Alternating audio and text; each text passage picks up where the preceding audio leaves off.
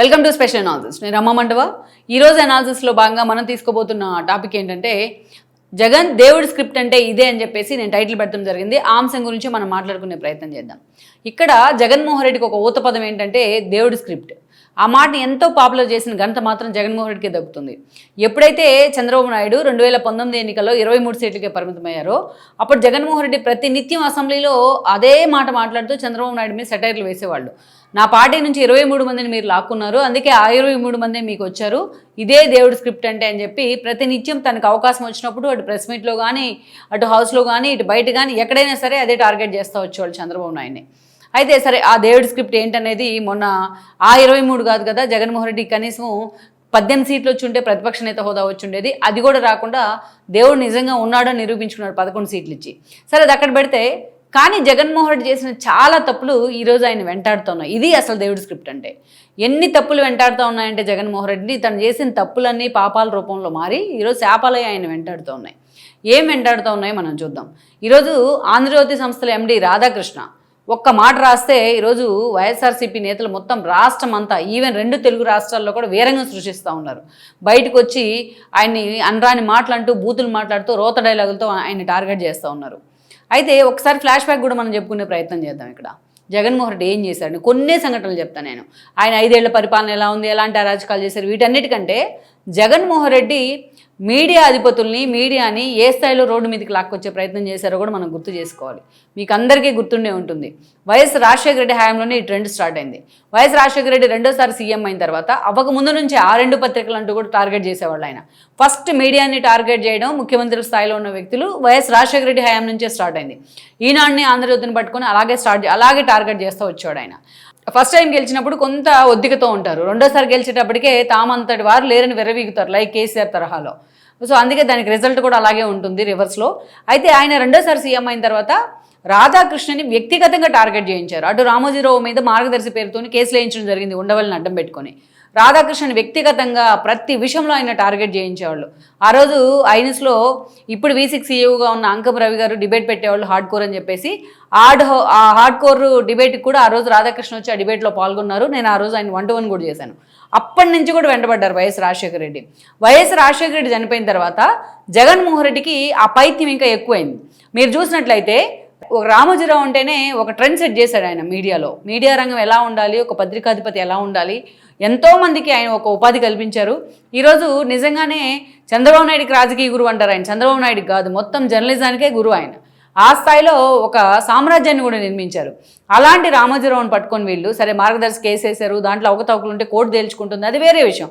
ప్రతిరోజు ఉండవల్లి మీడియా ముందుకు వచ్చి రామోజీరావుని టార్గెట్ చేసేవాళ్ళు. సరే దాన్ని పక్కన పెడదాం. జగన్మోహన్ రెడ్డి వన్స్ ఆయన పార్టీ పెట్టిన దగ్గర నుంచి ఎంత దారుణంగా రామోజీరావు గురించి ఆయన గురించి వార్తలు రాసేవాళ్ళు తెలుసా? బరిబాతల బట్టలు లేకుండా కూడా ఆయన కార్టూన్లు వేసిన సందర్భాలు ఉన్నాయి. కావాలంటే నేను ఇక్కడ చూపించగలను, కానీ నేను వైసీపీ లాంటి వ్యక్తిని కాదు కాబట్టి నాకంటూ జర్నలిస్ట్గా కొన్ని వాల్యూస్ ఉన్నాయి కాబట్టి అవి నేను చూపించలేను ఈరోజు వీడియోలో. ఎంత దారుణంగా రామోజీరావు గురించి కార్టూన్లు వేసేవాళ్ళు తెలుసా? ఆ కల్చర్ జగన్మోహన్ రెడ్డి స్టార్ట్ చేశారు. ఆ తర్వాత మనం చూస్తే చాలా దారుణంగా రామోజీరావుని నిత్యం టార్గెట్ చేస్తూ వార్తలు వండి రాస్తూ ఉండేవాళ్ళు. ఇక్కడ చూస్తే మెజారిటీ ఈరోజు జగన్మోహన్ రెడ్డి సొంత మీడియాలోనో సొంత పేపర్లోనో పనిచేస్తున్నంతా ఈనాడు నుంచి వచ్చిన వాళ్ళే. కానీ ఈనాడు నుంచి రివర్స్ అయ్యి సాక్షిలో వాళ్ళందరికీ డబుల్ పే స్కేల్ ఇస్తే చాలామంది సాక్షికి వెళ్ళడం జరిగింది. సారీ, జగన్మోహన్ రెడ్డి మీడియాకి వెళ్ళడం జరిగింది. ఆ పేరు అంటే కూడా నాకు ఇష్టం లేదు. వెళ్ళిన తర్వాత ఎంతోమంది పూర్తి స్థాయిలో జగన్ దగ్గరికి వెళ్ళిన తర్వాత, జగన్ స్కూల్ ఆఫ్ జర్నలిజంలోకి వచ్చిన తర్వాత, జగన్ స్కూల్ ఆఫ్ పాలిటిక్స్లోకి వచ్చిన తర్వాత ఎవరైనా సరే గంగ చంద్రముఖిగా మారినట్టు అవుతారు. వీళ్ళంతా అలాగా కన్వర్ట్ అయ్యారనమాట. జగన్మోహన్ రెడ్డికి ఒక యోధులుగా తయారయ్యారు వాళ్ళంతా. తప్పులేదు, జీతాలు తీసుకుంటున్నారు కాబట్టి అలా పంజాలనుకుందాం.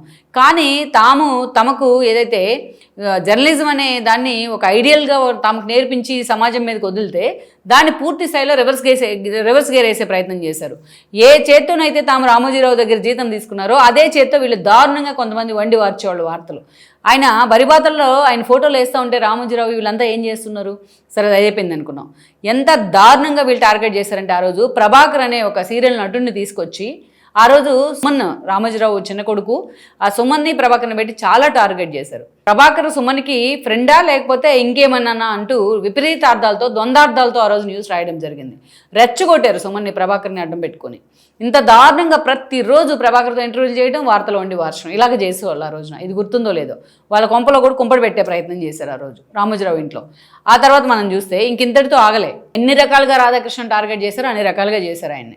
ఏ స్థాయిలో అంటే ఆఖరికి ఆయనకు పవర్ కంపెనీస్ ఉన్నాయి, చంద్రబాబు నాయుడు ఆ పవర్ కంపెనీస్ని ఆయనకి దారాదత్తం చేశాడు, దాని ద్వారా డబ్బులు సంపాదించుకుంటున్నాడు, కోట్లు పడగలెత్తారు అని చెప్పేసి ఆయన టార్గెట్ చేసేవాళ్ళు. ఏ రోజైనా ఆయన మీద కేసులు వేసే ప్రయత్నం కూడా చేశారు. ఏ రోజైనా ఒక్కటైనా ప్రూవ్ చేశారా? కేసీఆర్ లాంటి వాడే 1,00,000 నాగాలతో నేను రామోజీ ఫిల్మ్స్ని దున్నేస్తా అన్నారు.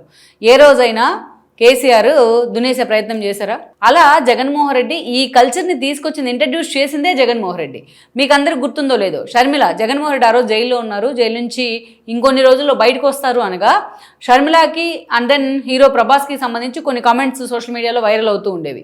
అసలు ఎవరు చేశారో తెలియదు, ఎక్కడి నుంచి చేశారో కూడా తెలియదు. అవి ఆవిడ అసలు అప్పుడు దాకా ఎవరికి ఆ వైఎస్ఆర్సీపీలో ఉన్న వాళ్ళకు ఆ 10 మంది 20 మందికి తప్ప పెద్దగా ప్రపంచానికి తెలియదు ఆ కామెంట్స్. కానీ ఆవిడతో జగన్మోహన్ రెడ్డి అది కూడా ఒక సెంటిమెంట్ అస్త్రంగా వాడుకున్నారు జగన్మోహన్ రెడ్డి. సుబ్బారెడ్డిని ఇచ్చి ఆవిడకి ఏదైతే హైదరాబాద్ కమిషనరేట్కి పంపిస్తే ఆ రోజు షర్మిల సొంతగా కంప్లైంట్ ఇవ్వడం జరిగింది, ఇలా రాస్తున్నారు నా గురించి అని చెప్పి. ఇది జగన్మోహన్ రెడ్డి ఇచ్చిన ఐడియానే. అంటే నీ చెల్లికి ఇలాంటి దరిద్రపు లింకులు కడుతున్నారు అనే దానికి సంబంధించి ఎవరు దాన్ని బయటికి పూర్తి స్థాయిలో వైరల్ చేసే ప్రయత్నం చేశారు? జగన్మోహన్ రెడ్డి మాత్రమే. అదే జగన్మోహన్ రెడ్డి ఈ రోజు షర్మిల తన నుంచి బయటకు వెళ్ళిన తర్వాత తన మీద తిరుగుబాటు జెండా ఎగరేస్తే అదే లింకులు నిజమని చెప్పి ప్రచారం చేశారు. తెలుసో లేదో మీకు. అందరితో ఆగేరా? ఈరోజు తల్లిని ఆ వర్రా రవీంద్ర లాంటి వాడు మనుషులకే పుట్టాడా, పశువా? నాకు అర్థం కావట్లా.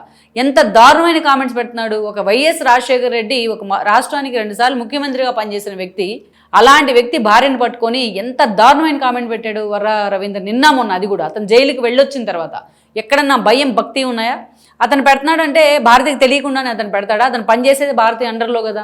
ఎంత దారుణమైన పోస్ట్ పెడుతున్నారు షర్మిల గురించి. విజయమ్మ క్యారెక్టర్ని అసాసినేషన్ చేస్తారా? ప్రపంచంలో ఎవడైనా తల్లి క్యారెక్టర్ని అసాసినేషన్ చేసి సరే రోడ్డు ఎక్కారు, ఆశల కోసం కొట్టుకుంటా తిట్టుకుంటా ఉన్నారు, ఆ మీద ఏకంగా కోట్లకి ఎక్కే ప్రయత్నం చేశారు. ఇది కాకుండా సరే ఇప్పటిదాకా షర్మిల క్యారెక్టర్ని కూడా అసాసినేషన్ చేశారు. ఆఖరికి తన సొంత తల్లిని కూడా అంత దారుణంగా మాట్లాడతారా? మనుషులైనా వీళ్ళు అసలు?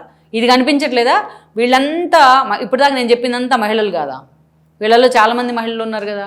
సరే ఇదంతా పక్కన పెడదాం. ఇదే జగన్మోహన్ రెడ్డి విద్యార్థులు ఉన్న, స్టూడెంట్స్ ఉన్న, వాళ్ళ కార్యక్రమంలో, ప్రభుత్వ కార్యక్రమంలో పాల్గొంటూ ఒక ముఖ్యమంత్రి స్థాయిలో ఉండి పవన్ కళ్యాణ్ పెళ్లిళ్ళ గురించి మాట్లాడేవారు నిమిషానికి ఒకసారి.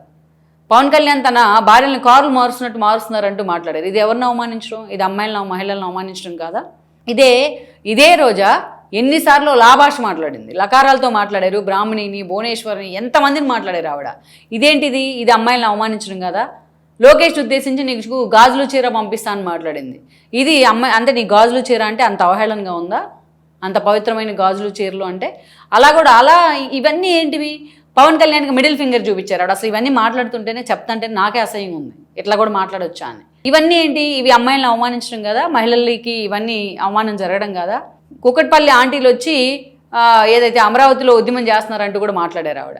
చాలా దారుణంగా అమరావతి రైతులు మొన్న కూడా వేచలని మాట్లాడారు. ఇవన్నీ అమ్మా మహిళలను అవమానించడం కాదా రోజా? ఇవన్నీ జగన్మోహన్ రెడ్డి ఇంత జరుగుతుంటే జగన్మోహన్ రెడ్డి ఇవన్నీ ప్యాంపర్ చేశాడు కదా, ఇవన్నీ ప్యాంపర్ చేస్తూ వచ్చాడు కదా. ఈరోజు ఇదే చంద్రబాబు నాయుడు భారతిరెడ్డిని ఒక మాట అంటే సామాన్య కిరణ్ ఆయన తీసుకెళ్లి పాపం డస్ట్బిన్ కవర్ ముఖాన్ని తోడి మరీ పోలీసులతో అరెస్ట్ చేయించారు. అది కదా నిబద్ధత అంటే. భువనేశ్వర్ని ఉద్దేశించి అసెంబ్లీ వేదికగా మాట్లాడినప్పుడు ఈరోజు ఎక్కడ పడుకుంది? భువనేశ్వర్ని ఉద్దేశించి అసెంబ్లీ వేదికగా అంత దారుణమైన మాటలు ద్వారంపూడి వంశీ లాంటి వాళ్ళు మాట్లాడుతుంటే ఏ రోజైనా రోజా ఖండించే ప్రయత్నం చేసిందా? జగన్మోహన్ రెడ్డి కదా దగ్గర నవ్వుకుంటూ ఉన్నారు ఆయన ఇలాంటి కామెంట్స్ వచ్చినప్పుడు. మరి ఇవన్నీ ఏంటి? అసలు మీడియా అధిపతులను రోడ్డు ఎక్కించే ప్రయత్నం చేయండి, రోడ్డు మీదకి లాక్కొచ్చే ప్రయత్నం చేసింది, అనవసరమైన కాంట్రవర్సీల్లో వాళ్ళకి లాక్కొచ్చింది మీరే. ఈ రోజున మీ చరిత్ర అది మొత్తం. మీ ఇంట్లో తల్లిని చెల్లినే రోడ్డు మీదకి లాక్కొచ్చారు మీరు. అలాంటిది ఈరోజు ఒక్క మాట రాధాకృష్ణ రాయడంతోనే మీ కోసాలు కదిలిపోతున్నట్టు మీరు ఫీల్ అయ్యారనమాట. అందుకే ఆయన గురించి నానా దుర్భాషలు మాట్లాడుతూ నానా యాగి చేస్తూ రోడ్డు ఎక్కే ప్రయత్నం చేస్తూ ఉన్నారు. ఇంతకన్నా అసలు ఆయన రాసిన చాలా చిన్న పదం, అలా రాయాలని కూడా నేను కోరుకోవట్లేదు, అలా రాయకుండా ఉండాల్సిందేమో ఆయన. కానీ ఆయన రాసింది ఇంత దాన్ని పట్టుకొని ఈరోజు ఇంత రాద్ధాంతం చేస్తున్నారు మీరు ప్రతిపక్షంలో, మీరు అధికారంలో ఉన్ననాళ్ళు చేసింది ఏంటి? అసలు ఏ మహిళని మీరు హెరాస్ చేయకుండా ఉన్నారు? ఏ మహిళల్ని మీరు ఏదైతే క్యారెక్టర్ అసాసినేషన్ చేయకుండా ఉన్నారు? లోకేష్ తల్లిని చేశారు, మీ తల్లిని చేశారు. లోకేష్ భార్యని చేశారు, మీ చెల్లెల్ని చేశారు. అదేవిధంగా చూస్తే పవన్ కళ్యాణ్ పెళ్ళిళ్ళని చేశారు. ప్రతి ఒక్కరిని నిన్న మొన్న రాధాకృష్ణ భార్య గురించి కూడా మాట్లాడుతాను. పాపం ఆవిడే లేరు ఈ భూమి మీద. ఎంత దారుణంగా ఈరోజు జగన్మోహన్ రెడ్డి టార్గెట్ చేస్తున్నారంటే ఇదే మీరు తెలుసుకోవాల్సింది. ఇదే దేవుడి స్క్రిప్ట్ అంటే. ఏదైతే మీరు చేశారు కాబట్టి ఈరోజు రాధాకృష్ణ రాయాలనో ఇంకొక రోజు మీకు చేయాలని నేను చెప్పట్లేదు ఇక్కడ, అది కూడా తప్పే. కానీ మీరు ఏదైతే చేశారో అది ఈరోజు డబులే మీకు తిరిగి వస్తూ ఉంది. మీరు ఏదైతే మాట్లాడారో అవి ఈరోజు డబులే మీకు తిరిగి వస్తూ ఉన్నాయి. మీరు ఏదైతే వికృత క్రీడ నడిపించారో అదన్నీ మీకు రివర్స్ అవుతూ ఉన్నాయి ఈ రోజున.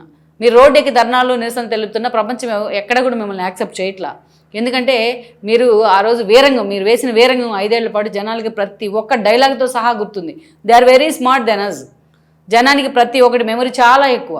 సో అది ఇదే దేవుడి స్క్రిప్ట్ అంటే ఏంటంటే, తాము ఇన్ని మాట్లాడారు కదా జగన్మోహన్ రెడ్డితో సహా మిగిలిన నేతలంతా, అవన్నీ కూడా ఈరోజు ఒక మాటతో 2 మాటలు తిరిగి వస్తూ ఉంటే తీసుకోలేకపోతూ ఉన్నారు. అందుకే ఇదే దేవుడి స్క్రిప్ట్ అంటే. మీకు 11 సీట్లు రావడం కాదు అసలు దేవుడి స్క్రిప్ట్ అంటే, ఇది దేవుడి స్క్రిప్ట్ అంటే.